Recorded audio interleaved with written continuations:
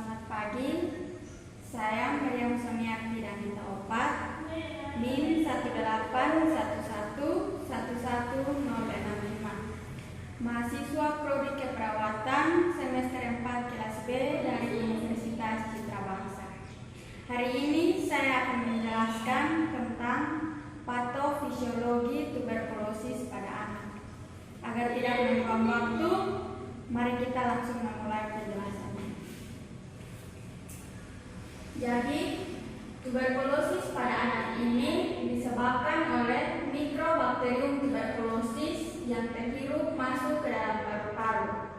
Setelah terhirup masuk ke dalam paru-paru, maka mikrobakterium tuberkulosis ini akan menempel pada bronchiolus alveoli. Kemudian akan terjadi proliferasi sel epitel atau pengulangan siklus pada sel epitel di sekeliling basil sehingga membentuk dinding antara basil dan organ terinfeksi.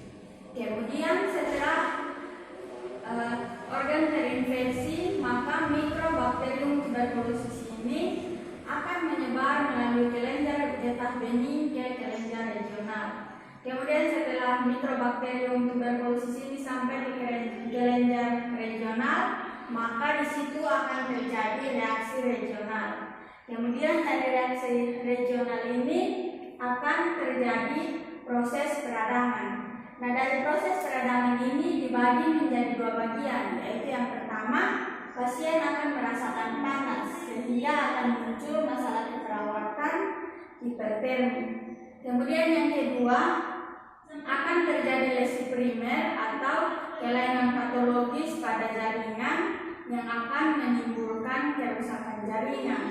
Nah, dari kerusakan jaringan ini akan dibagi lagi menjadi dua bagian, yaitu bagian yang pertama, produksi sekret akan meningkat. Nah, dari peningkatan pada produksi sekret ini akan menyebabkan penumpukan sekret pada jalan napas. Nah, setelah penumpukan sekret pada jalan napas ini, maka akan menyebabkan pasien susah bernapas, sehingga masalah keperawatan yang akan timbul di sini adalah ketidakefektifan bersihan jalan napas. Kemudian, dari penumpukan sekret pada jalan napas ini juga akan mengakibatkan peningkatan rangsang batu, sehingga akan timbul masalah keperawatan ketidakefektifan pola napas. Kemudian peningkatan rangsang batu ini juga akan mendorong sekret keluar ke mulut sehingga mempengaruhi pusat sensasi di hipotalamus, sehingga pasien akan mengalami anoreksia atau gangguan makan yang mengakibatkan pasien tidak memiliki kemauan untuk makan, sehingga akan timbul masalah keperawatan, ketidakseimbangan nutrisi, kurang dari kebutuhan tubuh. Kemudian yang berikut, kerusakan pada jaringan ini juga akan mengalami pertijuan. Pertijuan ini sendiri biasa juga disebut dengan nekrosis. Nah, nekrosis ini adalah kerusakan kerusakan sel pada jaringan tubuh, sehingga akan menyebabkan produksi O2 menurun. Jadi akan timbul masalah keperawatan gangguan pertukaran beras. Baik, yang berikut kita akan membahas tentang penata laksanaan dari masalah keperawatan yang sudah saya jelaskan tadi. Yang pertama, kita akan membahas tentang penata laksanaan pada hipertermi. Itu ada kriteria hasil NOP. Awalnya, setelah dilakukan tindakan keperawatan, klien tidak mengalami hipertermi. Outcome-nya, setelah dilakukan tindakan keperawatan selama 1x24 jam, hipertermi yang dirasakan oleh pasien dapat diatasi dengan kriteria hasil NOP level 1. Yang pertama, berkeringat saat panas 4-5. Yang kedua, denyut nadi radial 4-5. Yang ketiga, denyut jantung apikal 4-5. Yang keempat, tingkat pernapasan 4-5. Yang kelima, hipertermi 4-5. Kemudian intervensi ini yang bisa kita berikan yaitu yang pertama, ciptakan lingkungan yang aman bagi pasien. Kemudian yang kedua, identifikasi kebutuhan keselamatan pasien berdasarkan fungsi fisik dan dan kognitif, serta riwayat perilaku di masa lalu. Kemudian yang ketiga, dampingi pasien selama tidak ada kegiatan bangsal dengan tepat. Yang keempat, letakkan benda yang sering digunakan dalam jangkauan pasien. Dan yang kelima, sediakan tempat tidur dan lingkungan yang bersih dan nyaman bagi pasien. Kemudian yang berikut kita akan membahas penata laksanaan pada masalah keperawatan ketidakseimbangan nutrisi kurang dari kebutuhan tubuh. Di sini kriteria hasil NO, bahwasanya setelah dilakukan tindakan keperawatan, klien tidak mengalami ketidakseimbangan nutrisi kurang dari kebutuhan tubuh. Outcome-nya, setelah dilakukan tindakan keperawatan selama 3x24 jam, pasien tidak mengalami ketidakseimbangan nutrisi kurang dari kebutuhan tubuh dengan kriteria hasil NO level 1 status nutrisi baik.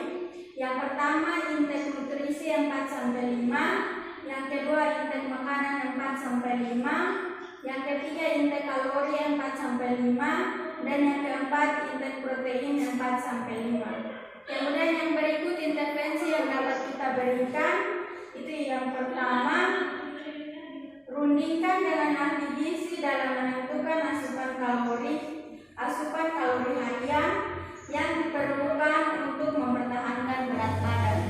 Kemudian yang kedua, ajarkan dan dukung konsep nutrisi yang baik dengan klien dan orang-orang terdekat dengan tepat. Kemudian yang ketiga, dorong klien untuk mendiskusikan makanan kesukaan bersama dengan ahli gizi. Kemudian yang berikut kita akan membahas penata laksanaan pada masalah keperawatan ketidakefektifan pola nafas.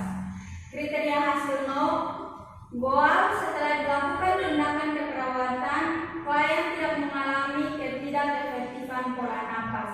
Kemudian outcome-nya, setelah dilakukan tindakan keperawatan selama 3x24 jam, ketidakefektifan pola nafas dapat teratasi dengan kriteria hasil NO. Yang pertama, frekuensi pernapasan 4-5, yang kedua irama pernapasan 4-5, yang ketiga dyspnoe saat istirahat 4-5. Kemudian intervensi ini yang bisa kita berikan, itu yang pertama, buang sekret dengan memotivasi pasien untuk melakukan batuk atau menyedot lendir. Kemudian yang kedua, motivasi klien untuk bernapas pelan, dalam, dan batuk. Kemudian yang ketiga, instruksi bagaimana agar bisa melakukan batuk efektif. Kemudian yang berikut kita akan membahas penata laksanaan pada masalah keperawatan ketidakefektifan bersihan jalan napas. Kriteria hasil NO, goal setelah melakukan tindakan keperawatan, klien tidak mengalami ketidakefektifan bersihan jalan napas. Kemudian outcome-nya, setelah dilakukan tindakan keperawatan selama 3x24 jam, ketidakefektifan bersihan jalan napas dapat teratasi dengan kriteria hasil NO.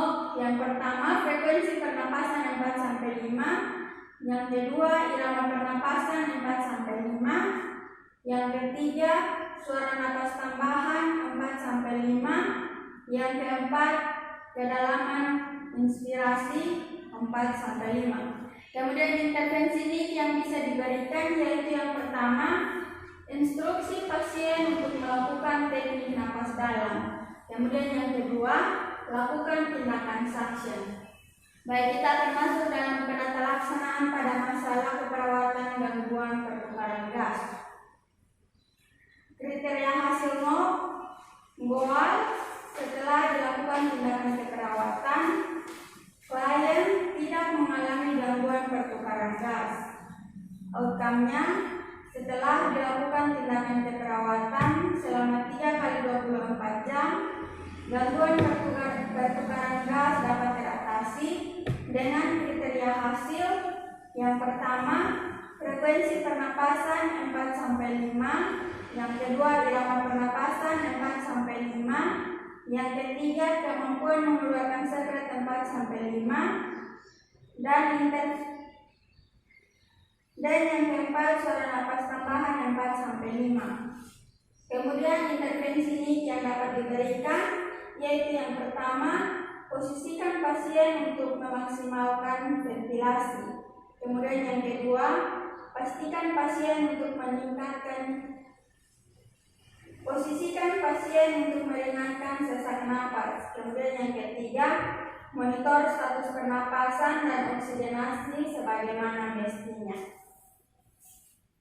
Baik, demikian patofisiologi tuberkulosis pada anak yang bisa saya jelaskan. Semoga bermanfaat. Terima kasih.